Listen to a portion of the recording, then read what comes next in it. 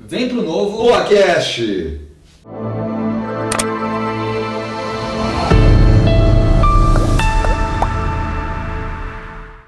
Seja bem-vindo a mais um episódio do Novo Boacast, hoje com o vereador de Porto Alegre, Ramiro Rosário. E eu vou pular aquela parte, aliás, vou adiar aquela parte de apresentação, vamos direto ao ponto, Ramiro. Isso aí. 2026, se lança aqui, Ramiro. Quais são as tuas perspectivas pessoais, partidárias e do Brasil? O Brasil tem jeito, vereador? 2026 pode ser a última eleição que nós teremos no Brasil, eleição limpa, transparente, por isso que nós precisamos ter um partido novo, fortalecido, eleger o maior número de senadores possível, tanto do partido quanto dos nossos aliados também no mesmo campo político, para que a gente consiga formar uma maioria no Senado, que a gente possa eleger o próximo presidente do Senado, avançar no impeachment de Alexandre de Moraes e colocar o judiciário de novo dentro da sua caixinha, que ele extrapolou há bastante tempo, suprimindo completamente o poder executivo e o poder legislativo. Também precisamos eleger um bom número de deputados federais, romper a cláusula de barreira, essa é uma missão interna do Partido Novo. E aqui no Estado também fortalecer a nossa bancada na Assembleia, né? Hoje nós temos o Camozato, que vale por vários deputados, mas ele é um só, né? E a gente precisa ter mais cadeiras também na Assembleia Legislativa. E quais são as perspectivas? O que tu está vendo hoje? Tu acha que é possível bater a cláusula de barreira? E tu acha que é possível que a direita eleja um número relevante de senadores? Como é que tu tá? Qual que é a tua leitura aí? Eu vejo possibilidade, sim, de nós elegermos um número de senadores à direita de forma geral significativo. Essa eleição para o Senado vai ser muito diferente de todas as últimas. As pessoas nunca davam bola, a bem da verdade, para quem iam votar para senador, decidiam isso no dia anterior ou no próprio dia da eleição. E acredito eu que por tudo isso que a gente está vivenciando agora, né, muito especialmente com relação a essa ditadura do Alexandre de Moraes, a gente vai ter um longo período de convencimento das pessoas para que se coloque dois senadores de direita. E a esquerda vai fazer isso também, né? O outro campo vai fazer isso também. Então acredito que a gente, mantendo essa pauta viva, conseguindo mostrar o quão importante é eleger a maioria no Senado, a gente vai conseguir fazer isso, até mesmo porque a gente tem, além do discurso, a prática para mostrar o que está acontecendo, os fatos, né? Os fatos falam por si só. Com relação à cláusula de barreira, acredito que o Novo será o partido que mais vai crescer proporcionalmente para a realidade que é hoje de todos do campo da direita. Né? O partido está muito organizado, consegue manter a sua coerência, tivemos votações polêmicas agora, inclusive, com relação à PEC da blindagem, e o partido, mesmo sabendo que poderia eventualmente ter alguns entendimentos diferentes dentro do nosso campo político, ainda assim manteve a sua coerência, votou, né, contra a PEC da blindagem.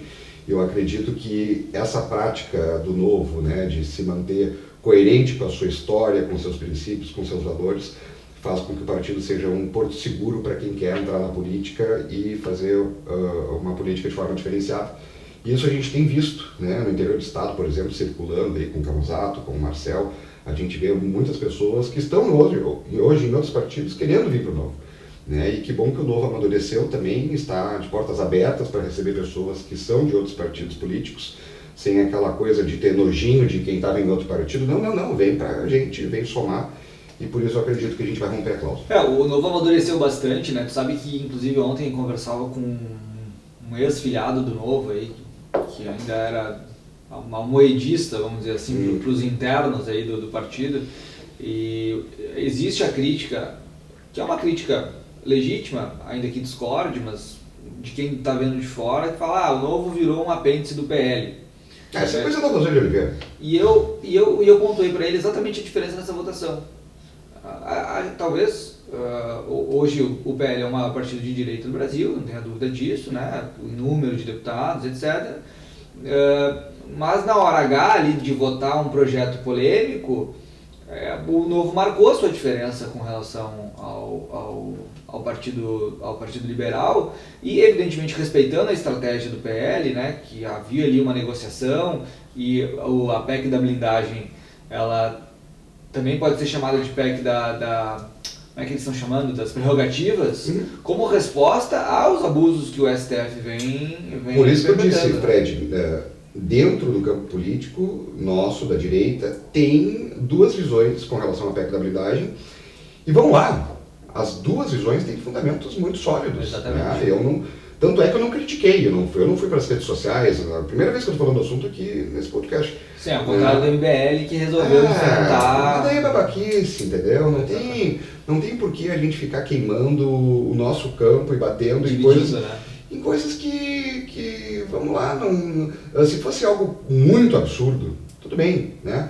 Mas tem bons fundamentos para aprovar também a PEC da blindagem, né?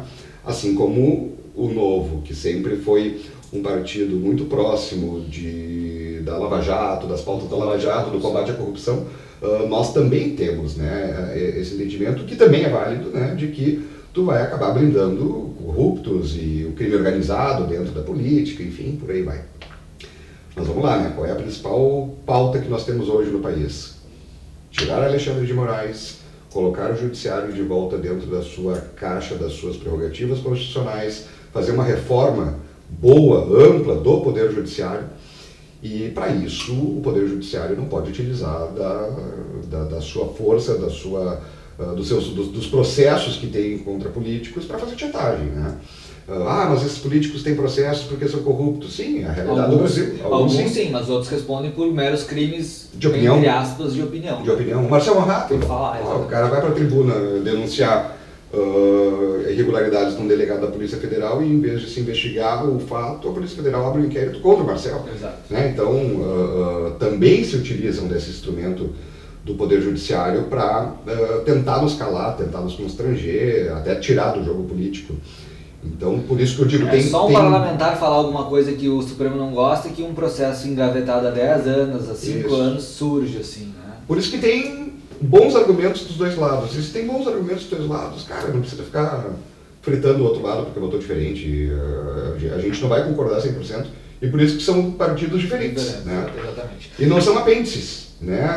Tem jornalista aí que fica falando toda hora, o fulano é apêndice não sei o quê, fulano é apenas o quê. Pô, a mulher deve estar com apendicite, porque só fala disso, entendeu? Foca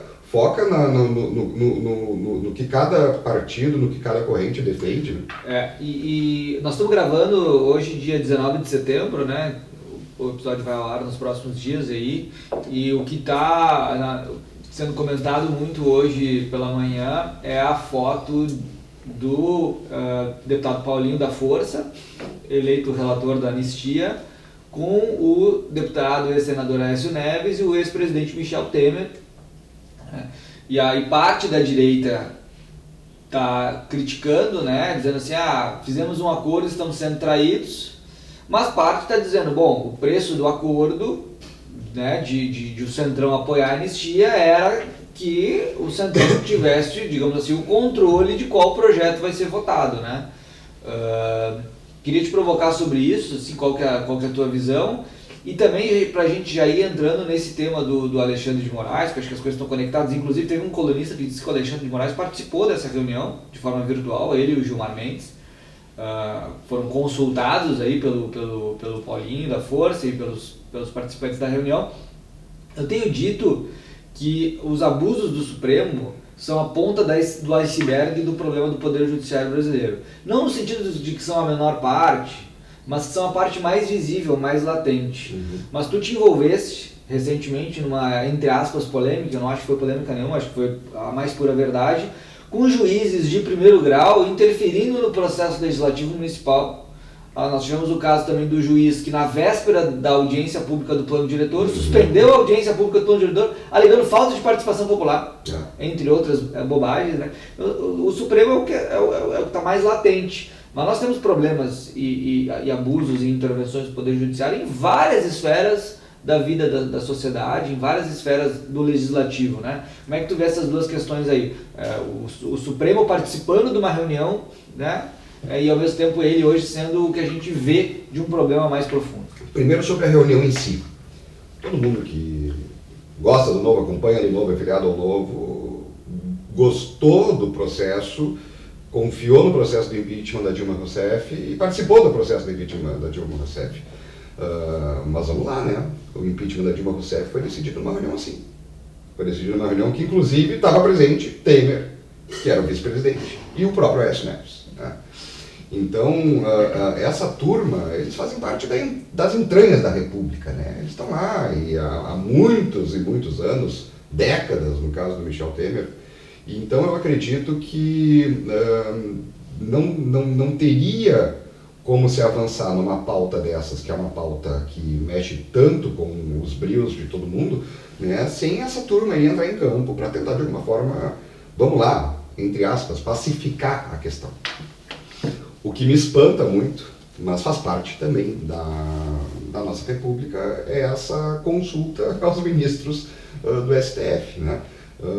É quase que pedir a bênção, é o poder moderador, né? Então é algo assim realmente que demonstra o quão promíscua é a relação do Poder Judiciário com os demais poderes da República, que o simples fato de tu consultar alguém antes de tomar a decisão, de escrever um texto para ser votado no Congresso Nacional, mostra que tu não tem mais a separação devida entre os poderes, né? O judiciário, em última instância, ele deveria julgar aquilo que está de acordo com a lei e não participar do processo da criação de uma lei, né? E muito menos ser consultado para dizer o seguinte: olha, tá, mas se a gente aprovar dessa forma aqui, vocês vão derrubar depois, vocês vão dizer que é inconstitucional, né?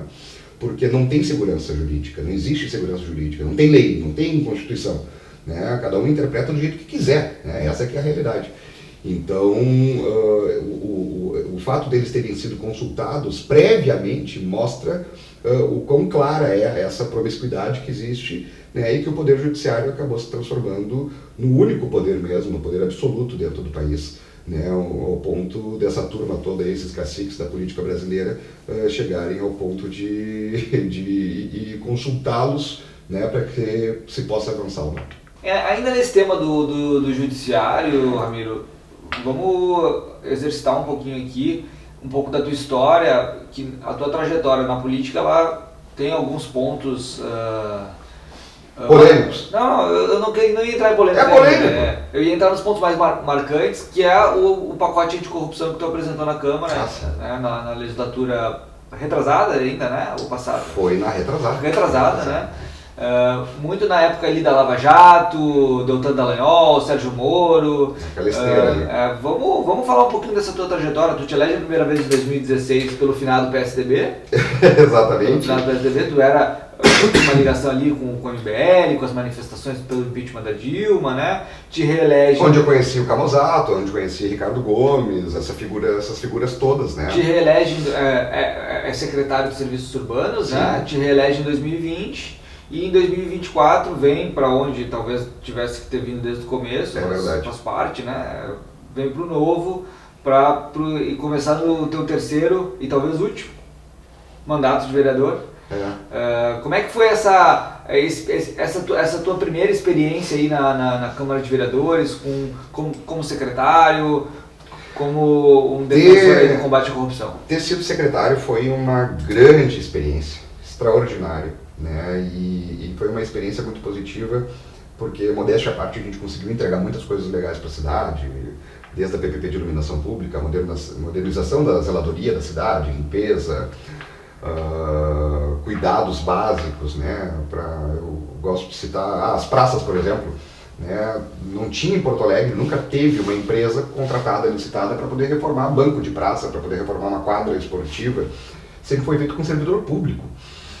Então tinha lá um senhorzinho que tinha feito concurso para pintor e ele estava com vitiligo, então ele ficava dentro do galpão, não podia mais ir para o sol, e aí ele era o responsável por dobrar os arames para fazer as telas de quadra esportiva, né? Então uma cidade de 1,5 milhão de habitantes, com 700 praças, e as telas de quadras esportivas eram dobradas por um servidor público que fez concurso para pintor e que estava com vitiligo e não podia ir ao sol mais, e aí ele ficava dentro de um galpão dobrando, demonstra a completa ineficiência, a falência da máquina pública.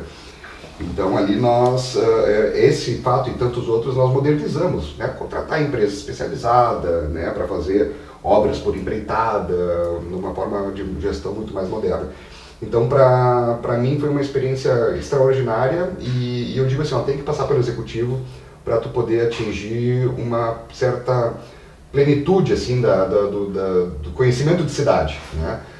É muito importante e que bom que o Novo também agora está fazendo parte do governo. A gente não concorda 100% com o atual governo, com a administração, longe disso, mas estamos lá para contribuir, fazer com que o partido possa dar as suas contribuições ali com bons quadros políticos, quadros técnicos, para fazer a diferença nessa administração. Então eu acredito que a gente consiga ter essa experiência agora, o Novo dentro da prefeitura, assim como eu tive lá atrás, na época que eu estava no PSDB. E aí me reelegi. O pacote contra a corrupção ele vem muito também nessa esteira, como tu disse, da Lava Jato, mas ele é fruto também da experiência da secretaria. Ele não existiria se eu não tivesse passado pela secretaria, porque aí a gente conhece onde é que está os detalhes dos processos de contratação do poder público com a iniciativa privada, fornecedores, prestadores de serviços, onde que estão as sombras que o pessoal acaba atuando, né? E questões muito básicas, assim, até para o pessoal que não conhece muito a máquina, até é difícil de conseguir visualizar, mas eu vou tentar aqui de alguma forma explicar. Por exemplo, né, se tu tem um gestor corrupto, um secretário, e tu tem um prestador de serviço, cara que tem uma empresa de limpeza de posto de saúde, por exemplo. Limpeza, né, de servente e tal. Terceirização. O cara não paga a fatura, porque ele viu uma vírgula lá que está errado, algum documento da empresa está errado, e o cara não paga a fatura. Se não paga a fatura, a empresa não consegue pagar os funcionários, e quebra, os caras ficam desesperados, né? E aí sentam lá na mesma secretária, tá, e aí a gente precisa fazer, mas aqui está documento, mas aí falta outro. Sempre se tem alguma pendência, então acaba se criando a dificuldade para vender facilidade, né? Até que chega o ponto de dizer assim, tá, eu libero a fatura, né? 20% é meu, 5% é meu, tem. O que a gente fez, né, para que a prefeitura tivesse mecanismos e possibilidade de poder fazer o pagamento do valor incontroverso, ou seja, bom, tem um documento errado, cara, congela aquela parte do pagamento, mas paga o restante, para o serviço poder continuar, para a empresa poder pagar os seus funcionários, né, para poder continuar prestando serviço. Então nós criamos vários mecanismos internos para poder trazer mais segurança e dificultar a vida também de quem quer se utilizar do cargo para poder ganhar propina. A CPI do DEMAI está investigando justamente um contrato como esse, né? Exatamente. Uma empresa que teve uma fatura glosada pelo ex-presidente, ex-diretor do DEMAI, e que para pagar ele indicava uma outra pessoa que Exato. Cobraria então um percentual para... Como é que tá a CPI lá, Ramiro? O que tu tá vendo com relação a isso? E vai chegar... Vai dar em pizza ou vai dar em resultado a CPI do DEMAI? Olha, eu acho que vai dar em pizza. Né? O PT ali veio com todo um discurso, uma suposta vontade de fazer a investigação, mas eles são muito incompetentes, né? Até eles são competentes na hora de fazer governo, são competentes na hora de fazer oposição também, eles são muito burros, né? Então eles começaram a misturar o assunto na CPI do DEMAI, falando mais sobre a concessão do DEMAI do que sobre a corrupção que aconteceu lá dentro. Eu já disse isso, disse publicamente, já também falei na reunião da CPI, cara, foca na corrupção. Vocês estão focando na questão... Na concessão que nem aconteceu ainda, da enchente, né? E da concessão que não aconteceu ainda. E aí a CPI se perdeu, sabe? Ficou uma geleia, uma coisa que tu não sabe para que rumo que vai. Os caras vão lá falar sobre os problemas que aconteceram na enchente, ou sobre a própria concessão, e a corrupção mesmo não está sendo investigada, né? Então... O PT, nessa aí, olha, eles vieram supostamente com uma vontade de investigar, mas se perderam no próprio discurso, na própria retórica, e com isso acabaram meio que abafando mesmo o caso de corrupção. E entrando um pouco na questão do DEMAI, então, já que a gente mencionou a questão da CPI, e entrando também na questão da participação do Novo no governo, o Mello atual, nós tivemos uma eleição que o Mello quase vence no primeiro turno, né? O Novo apresentou a candidatura do Camozzato como uma candidatura digamos, de posição, né, de posicionamento. Acho que cumpriu um papel importantíssimo de contribuir para o debate público, né? Vários temas que estão sendo discutidos na cidade hoje foram pautados pelo Novo, pelo Camozzato na eleição. E aí no segundo turno foi quase um plebiscito, né? Melo e Maria do Rosário, quem quer a cidade avançando versus quem defende o retrocesso, né? Porque o PT não consegue reconhecer nenhum dos avanços que foi feito na cidade, não só na última gestão Melo, mas desde a primeira gestão marquesana, como a PPP da iluminação pública, a privatização da Carris e as concessões que estão em andamento, né? A gente teve o caso agora da usina do gasômetro. Como é que tu está vendo aí a concessão do DEMAI, né, que está na Câmara para ser votada, e a atual gestão Melo com apoio aí do Novo em algumas áreas? Olha, o Novo entra nessa gestão com um secretário, tem uma secretaria do Novo, que é a de parcerias, que foca justamente nessa parte de desestatizar, ou seja, tirar da mão dos governos, tirar da mão dos políticos, serviços e espaços públicos e passar para a mão de quem sabe fazer, que é a iniciativa privada e que pode lucrar com isso, e que bom que lucre, está gerando emprego, está gerando renda, está trazendo riqueza para a cidade. Mas aí a gente se depara mais uma vez com essa turma do judiciário, cara. Olha o que aconteceu agora com a usina do gasômetro, né? Tem uma decisão liminar que suspende o processo de concessão da usina do gasômetro, da gestão dela para a iniciativa privada. Ela continuaria sendo pública, ela teria espaços culturais, ela teria tudo, aquela coisa que todo mundo gosta, ir lá, exposição, enfim. A esquerda ia poder fazer suas rodas de conversa lá também, se quisesse. Agora, vamos lá, né? Eles entram no judiciário, o judiciário concede uma liminar, traz insegurança. Quem é que vai participar de um processo desse? Né? Como é que a gente vai conseguir avançar? Né? Então, é muito difícil, né? Quando a gente falou antes, né, que o STF é a pontinha do iceberg, é verdade. Essa interferência do Poder Judiciário no Executivo e no Legislativo acontece em todas as comarcas do Brasil, em todos os municípios. Os juízes acabam, pelo exemplo, fazendo o que eles veem lá de cima, né, e se considerando verdadeiros semideuses. Mas a tua pergunta é sobre... Mais ampla, né? Concessão do DEMAI, governo Melo. Eu acredito que a concessão do DEMAI deva sair, né? O Bruno Vanuzzi agora, ele saiu da direção geral do DEMAI e foi para uma secretaria específica para cuidar desse processo, né, junto com o Riesgo, né, na Secretaria de Parcerias.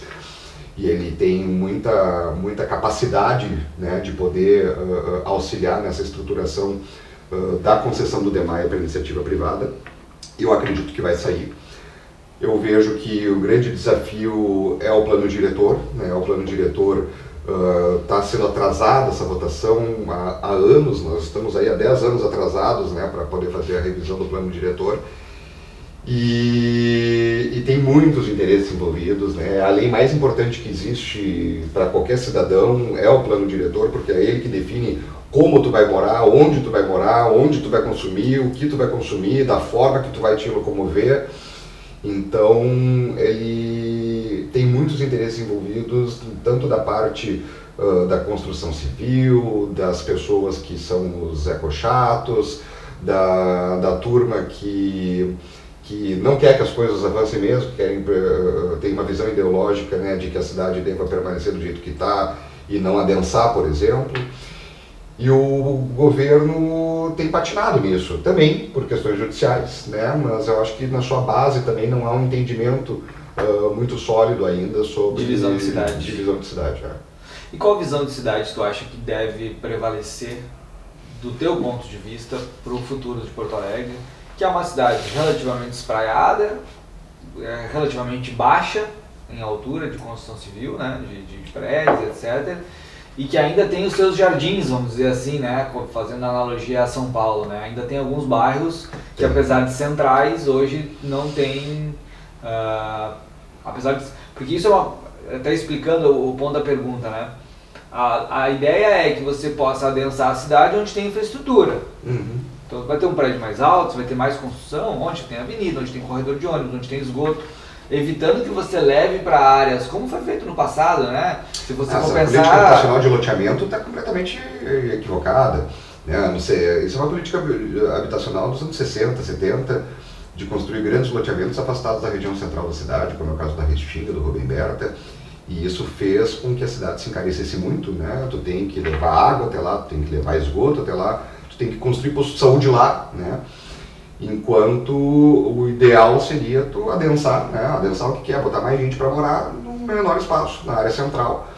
E aí tu vai qualificar a infraestrutura existente para receber isso, né? Tu vai ampliar posto de saúde, tu vai dobrar equipes, eventualmente, né, de serviços públicos na região central, mas ainda assim tu vai conseguir ter uma economia em escala muito importante para transformar a cidade mais barata e ter um atendimento melhor ao público nos serviços. E tu acha que essa visão vai prosperar no plano diretor, ou que os interesses de quem não quer o seu bairro, o famoso not in my backyard, né, na solução americana, no meu quintal, eu quero prédio, mas não no meu quintal, não tira minha sombra. Sou a favor do desenvolvimento da cidade, desde que não faça sombra para mim. Eu acredito que o projeto que foi encaminhado já pela gestão do prefeito Melo, e aí com uma contribuição muito importante da Júlia Zado, que é do Novo e é secretária adjunta de Meio Ambiente e Urbanismo, é uma visão equilibrada, né? Em bairros que são esses como os Jardins em São Paulo, vamos lá, vamos dar nome aqui, Três Figueiras, Chácara das Pedras, não ficou um absurdo, né? Não, poderia até, na minha avaliação, flexibilizar mais, mas ficou no meio termo. Sim, até porque também, não sendo tão desonesto aqui com os interesses, enfim, desses bairros, são bairros que têm uma vocação. Mesmo que você permita a construção e a densificação, não é do dia para a noite que as construtoras vão sair comprando todas as casas e derrubando. E nem tem demanda para isso. Exatamente. Não tem demanda para isso. Que é uma coisa que muitas vezes as pessoas não entendem, né? Você vai pegar um bairro que tem X metros quadrados, um monte de casa, aí tu muda o plano diretor para permitir, olha, esse bairro no futuro ele pode ser um pouco mais alto, porque é um bairro que é central. Não é do dia para a noite que todas as casas vão ir ao chão e vão ser construídos prédios, não é? Salvo engano, nos Três Figueiras ali, Chácara das Pedras, ficou em alguns pontos 18 metros. Razoável, tá? Isso aí dá 6, 7 andares. Pequenos prédios, né? Razoável, entendeu? Acho que se encontrou um caminho do meio, né? Mas até insisto, porque o principal mesmo é na questão habitacional e especialmente moradias de baixa renda, né? Isso tem que vir para o centro, tem que trazer gente para o centro, para o quarto distrito, né?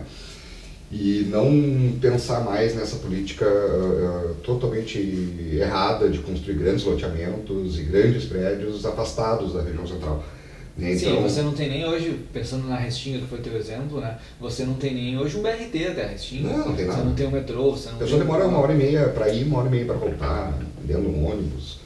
Né? Isso é menos qualidade de vida, isso traz problemas de saúde, de família, tudo, né? A pessoa não tem como ter qualidade de vida ficando 3 horas do seu dia dentro do ônibus. E os empregos, apesar de ser uma região que tem comércio, que tem até um parque industrial, não sei qual que é a situação daquele parque industrial lá, deve ter indústria de empregos, mas o grosso dos empregos não estão lá, né? O grosso dos empregos estão na região central, estão na zona norte, nas indústrias, no quarto distrito também ainda tem bastante... Ainda mais uma cidade como a nossa, que, vamos lá, né? Uma cidade de servidor público também, né? Os prédios públicos estão na região central, né? E a maior parte de serviços também está na região central, então as pessoas ficam afastadas de onde estão. Tem um ponto interessante aí que a gente citou com relação à questão da demanda, né? Que é Porto Alegre perdeu população, assim como o Rio Grande do Sul, né? E eu não sei se tu já está tratando isso de forma pública aí, a tua pré-candidatura a deputado estadual. Sim, falo. Podemos falar sobre isso aqui já também, tá? Sou candidato a deputado estadual, serei candidato a deputado estadual no ano que vem. E muito para também trazer a tentativa, né, o resgate desse protagonismo do Rio Grande do Sul que se perdeu ao longo dos anos, das décadas. O Rio Grande do Sul sempre foi um protagonista do Brasil, né? Esse estado sempre ditou também muitas coisas para o Brasil, e hoje a gente só perde posições, seja na questão política, econômica, social, né? E inclusive população, né? E a população é um reflexo disso tudo. E quando a gente vê estado como Santa Catarina crescendo a sua população de forma muito acelerada, né? As pessoas querem ir para lá. Por quê? Porque Santa Catarina tem demonstrado ao longo dos anos, né, essa disposição de bem receber o empreendedor, de deixar as pessoas trabalhar, né, de ter símbolos como o Balneário Camboriú, né, que acaba se transformando até numa coisa meio simbólica, assim, é quase que uma coisa não brasileira, né, de prédios altos, de fazer alargamento da praia, né, pô, tu imagina fazer alargamento da praia no Rio Grande do Sul, né, tá certo que a gente não precisa, né, porque também nossas praias, né, agora, tu imagina fazer uma obra ambiental desse tamanho aqui no estado? Não sai. Em Itapema eles estão construindo um pier maravilhoso, que avança no mar, que aqui a FEPAM ia demorar 10 anos para licenciar, se licenciasse, né? Tu vê a dificuldade de licenciamento ambiental que você tem no e tu sabe quem é que está construindo? Uma construtora gaúcha. Construtora gaúcha. Uma construtora gaúcha, exatamente. Então, é uma construtora gaúcha, tem a técnica, tem a qualidade para fazer um empreendimento desse porte lá em Santa Catarina, né? Vai levar geração de riqueza, desenvolvimento para Santa Catarina, e não faz aqui porque não deixam, né? Porque o Estado não deixa. A gente podia ter um pier desse no trecho 2 da Orla. E não só lá, agora caiu a plataforma de Atlântida. Tu imagina um pier desse na plataforma de Atlântida? Fantástico. Teriam, aí sim, teria uma demanda gigantesca. Porque vamos lá, né? As nossas praias são feias, as nossas praias são frias, nosso mar é horrível. E mesmo e assim, ainda assim o litoral aqui cresce. Exatamente. Tem riqueza, circulação de dinheiro mesmo, excelentes restaurantes, excelentes bares, excelentes noites aí para a gurizada que ainda vai, né? Então tu tem um público muito bom, uma qualidade de serviços e produtos muito bons, né? As nossas cidades são superiores à cidade de Santa Catarina, as nossas da praia. Tu tem muito mais infraestrutura urbana, cara. Vamos tirar Balneário Camboriú, né? Mas tem muito mais infraestrutura urbana nas nossas praias aqui do que nas outras praias. Santa Catarina ainda tem um problema de saneamento, né, também, grande, que está sendo resolvido agora com o novo marco legal de saneamento, mas que no verão ainda tem problema de tratamento de esgoto. Mas e qual que é o teu diagnóstico, assim, pensando não só no Rio Grande do Sul, mas Porto Alegre, né? Entre censos, o Rio Grande do Sul perdeu população, Porto Alegre perdeu população. Não só perdeu, como a população envelheceu. Muito. Né? Nós estamos hoje se tornando o estado mais velho do Brasil. E o governador Eduardo Leite fala muito assim, o Rio Grande do Sul é o quinto em vários indicadores do ranking CLP, que é um instituto que faz um ranking dos estados. O Rio Grande do Sul fica na 5ª posição. Daí a gente brinca, né? Bom, mas vamos lá. Rio Grande do Sul, Santa Catarina, Paraná, Rio de Janeiro, São Paulo, Minas, e se tu pegar talvez o Espírito Santo, como os principais estados populacionais do sul-sudeste, tu tá em 5º, tu tá em antepenúltimo. Exato. Então exato. Tu tá atrás de Santa Catarina, tu tá atrás do Paraná, tu tá atrás de São Paulo, tu tá atrás de Minas. Exato. Então assim, qual que é o... Não, e essa nunca foi nossa posição, né? Nós sempre, bom, claro, décadas atrás, nós éramos a 3ª, 4ª economia do Brasil, né? Perdia para São Paulo, Rio de Janeiro. A própria questão de relevância em pautas econômicas e políticas, né? Porto Alegre, até os anos 60, até os anos 80, era uma cidade mais importante que Belo Horizonte, né? Na parte de potencial econômico, inovação e político. Eu acredito que o Rio Grande do Sul precisa é dar uma guinada na sua visão de Estado, realmente, né? Não tem como mais a gente ter um governo do Estado como o caso do Eduardo aqui, né? Poxa, fez reformas importantíssimas, mas aí começa a dar aumento para o servidor público, né? Quer voltar a fazer todos os erros do passado de inchar a máquina. Isso vai fazer com que o próprio trabalho que ele fez com mérito de reformas importantes, como a da Previdência do Estado, que foi a mais completa do Brasil, né? Porque incluiu os militares, incluiu a Brigada, né? Tu vai acabar fazendo com que esse trabalho seja perdido, né? Então, na Assembleia e nós, parlamentares do Novo, a gente tem muito essa questão também, não apenas de propostas práticas, projetos práticos para a sociedade, como fazer esse debate também no campo cultural e ideológico, né? A gente precisa mostrar para o povo gaúcho que não tem condições, nós estamos perdendo protagonismo e perdendo gente, porque nós temos uma mentalidade de que o Estado deve ser um Estado grande para poder servir, né, as pessoas. Isso não acontece e, na verdade, nós temos um Estado grande que serve a si próprio, né, e o Estado que trabalha para dentro dos muros. Embora a gente tenha, sim, evoluído ao longo dos últimos anos em alguns indicadores importantíssimos, especialmente na área de segurança pública, né, é inegável isso, desde o governo Sartori, passando pelas 2 gestões do Eduardo, mas não é só isso que vai garantir que o nosso Estado possa crescer e voltar a ser um Estado com um futuro, pelo menos, promissor no presente. Até porque, com a quantidade de população que o Rio Grande do Sul perdeu, com o envelhecimento acelerado, hoje o Rio Grande do Sul é o estado mais velho do Brasil, e assim, nada contra os velhos, né? Pelo contrário, a questão é que se você não tem mão de obra para trabalhar, você não vai gerar desenvolvimento econômico. Com as dificuldades logísticas que o Estado tem, porque não só nós estamos no final do Brasil, pensando geograficamente, como nós ainda temos uma infraestrutura de transportes abaixo da média nacional, né? O custo do frete no Rio Grande do Sul é muito acima da média nacional por conta de escateamento de estradas, por conta do foco excessivo no modal rodoviário em contraposição ao modal ferroviário e hidroviário, né? O Rio Grande do Sul tem uma questão geográfica que é rara em países e em estados. Os nossos rios vão ao mar, quando na maioria dos estados e países os rios vêm do mar em direção a dentro do país. Então nós poderíamos, todo o transporte hidroviário poderia desovar no porto e aí beneficiar a exportação. Nós temos condições de hidrovias espetaculares. Né? Mas o Rio Grande do Sul tem um problema estrutural, que é a sua dívida com a União, que eu tenho uma hipótese de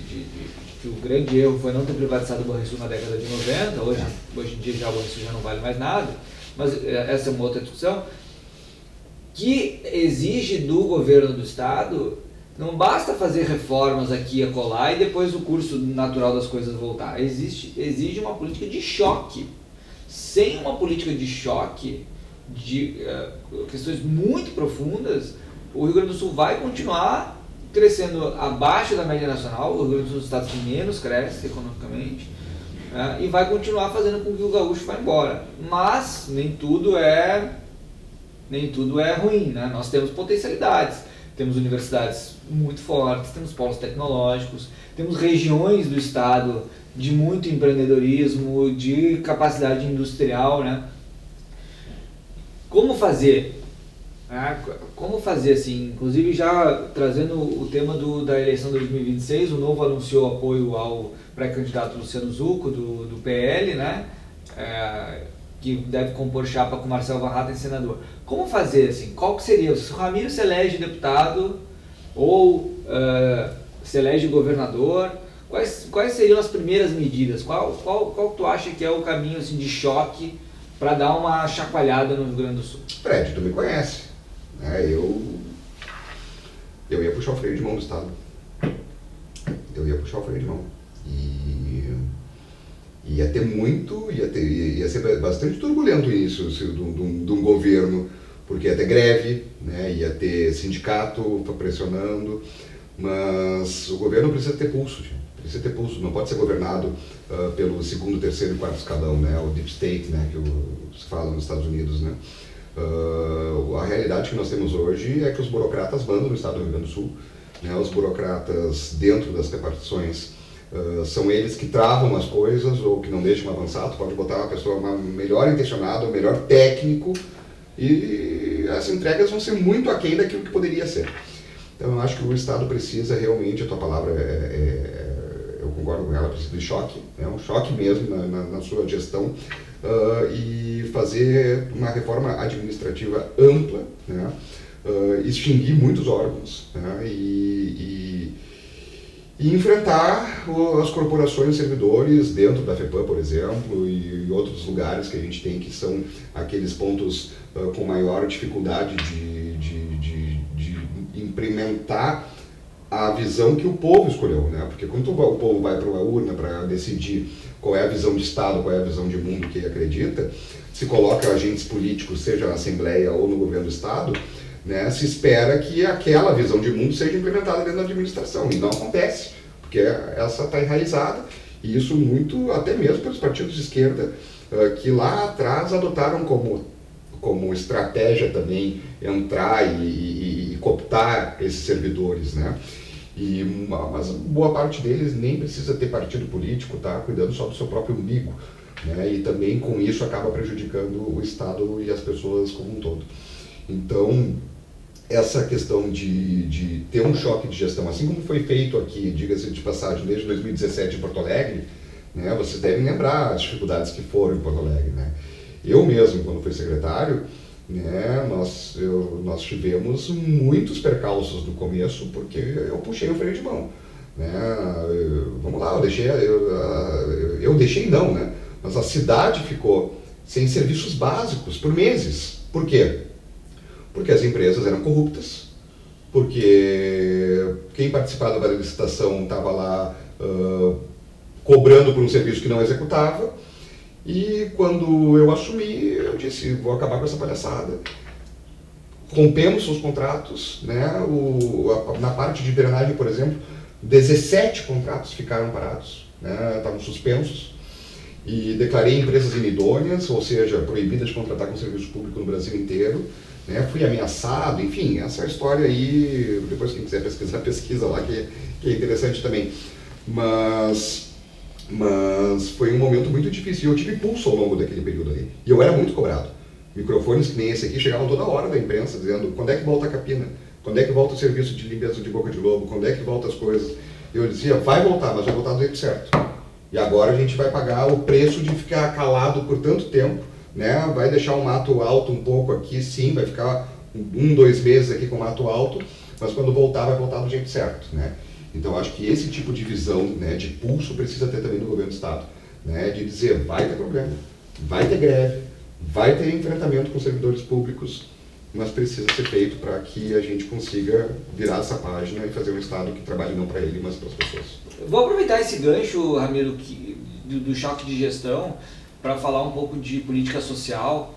A gente tem visto, e divisão de Estado, a gente tem visto aí o governo do Lula aprovou o gás, agora está aprovando uma MP de subsídio de energia elétrica, ampliou o Bolsa Família, aí fez o pé de meia para os estudantes de ensino médio, e o governo estadual, em muitas medidas, está na mesma toada. É claro que algumas políticas públicas para as pessoas em situação de vulnerabilidade são bem-vindas, para que essas pessoas possam superar a pobreza, superar a miséria e ingressar no mercado formal de trabalho e contribuir para o desenvolvimento econômico do país. Mas quando isso se torna exagerado, tu acaba criando uma dependência muito grande do cidadão para o Estado, nesse Estado grande, inchado cada vez maior, que alguém tem que pagar a conta, né? Como é que tu está vendo essa questão e, em geral, esse terceiro governo Lula, né? Para a gente poder caminhar aí para o nosso encerramento, tu acha que esse governo chega ao final, chega até 26, e aí qual que é a tua avaliação ali do governo em geral e dessas questões específicas que a gente tem visto cada vez mais populismo, principalmente em pré-ano eleitoral, né? Contra a minha vontade e a vontade de todo mundo que está nos assistindo, eu acredito que o governo chegará até o final. Não tem clima, não vejo clima hoje no Congresso e até mesmo na sociedade, tá? Para o impeachment. Acho que todo mundo quer que o Lula saia, mas não quer mais esse trauma para o país, passar por um processo de impeachment. Nem tem tempo para isso, vamos combinar, né? A eleição daqui a um ano. E acredito que a gente consiga tirar eles verdadeiramente no processo eleitoral. Esse é um governo gastador, né? Tudo que a gente está enfrentando aí de problemas na parte econômica é justamente porque é um governo que gasta demais, né? É um governo que aumentou 25 vezes impostos. Então, 25 novos impostos ou aumento de impostos aconteceram desde o início da terceira gestão do Lula, e eles vão aumentando imposto, botando mais a mão no bolso do trabalhador, do povo brasileiro, para tapar o buraco que eles próprios criaram. Então fica um processo de retroalimentação ali e quem se rala é o mais pobre, é a classe média. Né? Então, esses programas sociais e assistencialistas, alguns deles, concordo, tem que existir por um período com porta de entrada e porta de saída. Tudo bem, o Novo sempre defendeu isso e concordo, acho que tem que ter, mas porta de entrada e porta de saída. E mérito também para receber. Né? Por exemplo, né, a questão de como os filhos estão sendo avaliados na escola, né? Não é só a presença na escola, né? Mas se mantém boa média, tudo isso eu acho que faz parte de um processo também de mérito para poder receber alguns programas sociais. Mas o fato é que o governo Lula tem colocado para os mais pobres, né, e as pessoas mais necessitadas, em vez de ofertar a eles uma dignidade de trabalho, né, de trazer empresa para cá, para gerar emprego e renda aqui, e essas pessoas terem carteira de trabalho assinada, tu amplia a questão do Bolsa Família e hoje os dados têm mostrado que 30% das pessoas que estão no Bolsa Família pararam de procurar emprego. Né? Então as pessoas deixam de procurar emprego, ou não querem se formalizar porque vão perder o auxílio. Né? Então ficam na informalidade, fazendo um bico aqui, fazendo um bico lá. Né? E isso para a economia é terrível, porque isso não gera riqueza, não gera desenvolvimento, não gera inovação. E a gente precisa inverter essa lógica, né? A frase célebre do Reagan, né? De que o melhor programa social que existe é o emprego, e é isso que a gente precisa trazer para o Brasil. E não é a realidade com o governo Lula. Até mesmo nas questões de diplomacia e relações exteriores, quando a gente vê um favorecimento de ditaduras como a China nas relações econômicas com o Brasil, né, agora estão permitindo aí que essas empresas produtoras de veículos chineses, veículos elétricos, façam na verdade uma montagem de Lego aqui, né? Os carros vêm desmontados de lá e eles dizem que o carro está sendo fabricado no Brasil. E não é verdade. Né? É um Lego, vai montando ali, pronto, o carro está pronto. Né?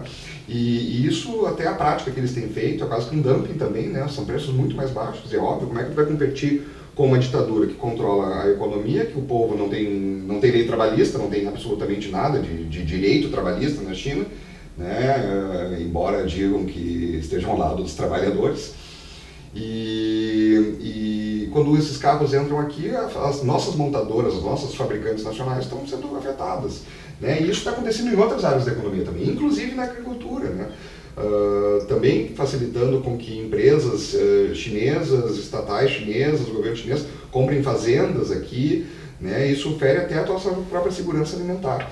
Então, esse tipo de favorecimento, né, em vez de se produzir tecnologia nacional, investir nisso, ou fazer parcerias às claras, ou derrubar barreiras econômicas para fazer parcerias com as democracias do Ocidente, né, a gente acaba tendo essa perpetuação. E eu acredito que eles querem mesmo, eles mesmos falaram isso, que é seguir o modelo chinês, né, de ter um Estado controlador. Como indutor da economia.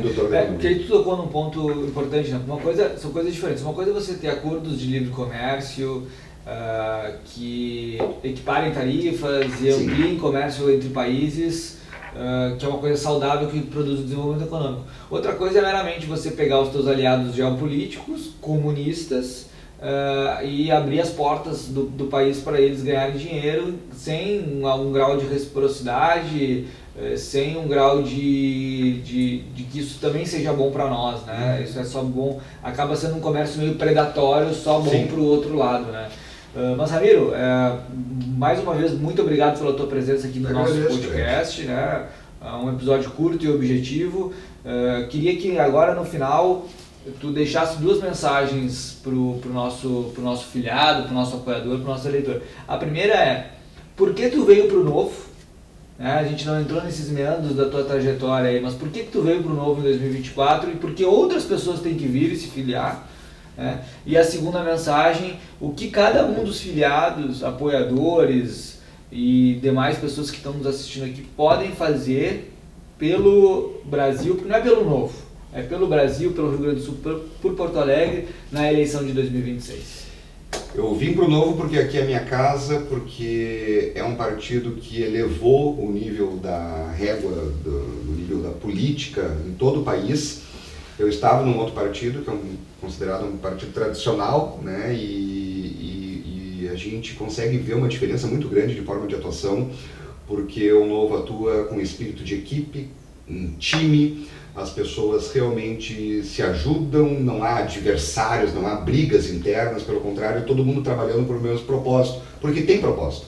Né? Como o Novo tem uma coerência muito forte entre discurso e prática, o Novo tem ideias e pautas muito claras, uma visão de mundo muito bem definida, isso faz com que as pessoas que estão no Novo realmente atuem em equipe, em time, porque não estão ali por interesses próprios ou, né, de grupos específicos, mas sim uma visão geral de país. Então o Novo é, sem sombra de dúvidas, o partido com maior coerência e com o melhor ambiente interno para se fazer uma política boa, transparente, clara, e tem sido um diferencial no país inteiro, e para mim especialmente também é muito bom estar dentro do partido, porque eu me sinto num espaço onde verdadeiramente eu consigo colocar minhas ideias de forma clara, e o público percebe isso, tanto é que a minha votação quadruplicou, né? Porque as pessoas perceberam isso, né? Conseguiram identificar, poxa, esse é o Ramiro, né, que defende essas pautas e está no lugar certo, com o time certo, que defende as mesmas pautas, né? Então, as pessoas também que quiserem fazer a diferença na sua vida, na vida da sua família, de forma a ajudar a transformar a nossa cidade, o nosso estado e o país, obviamente tem que participar do meio político, tem que fazer um trabalho interno, pode ser filiado ou não filiado, né? Mas participar de ações, discutir em grupos, em associações de bairro, associações de moradores, se engajar de alguma forma, né? E levar a sua visão de mundo, externar isso e trabalhar, botar a mão na massa também, efetivamente, para fazer essa mudança que o país tanto precisa. Agora, né, eu vou terminar dizendo o que eu falei no início do programa. A eleição do ano que vem é a mais importante das nossas vidas. Tem que participar, né? Tem que concorrer ou se engajar em alguma campanha, né, de alguém do Novo, de preferência, para poder fazer frente a um sistema que a gente sabe que é muito complicado, um sistema corrupto, viciado, onde nós temos compra de voto, onde a gente tem algumas questões nebulosas sobre todo o processo, e que para que a gente consiga ter a vitória a gente tem que se esforçar muito mais do que 100%, né? A gente precisa realmente ir além do normal para poder conquistar a vitória e eleger o maior número de parlamentares. Obrigado pela tua audiência, pela tua presença aqui. Esse foi mais um novo PoaCast com o vereador Ramiro Rosário, o vereador mais votado da história do Partido Novo em Porto Alegre. Parabéns, Ramiro, obrigado por ter teu tempo aí e nos acompanhe nas nossas redes sociais. Valeu. Valeu, Fred, parabéns.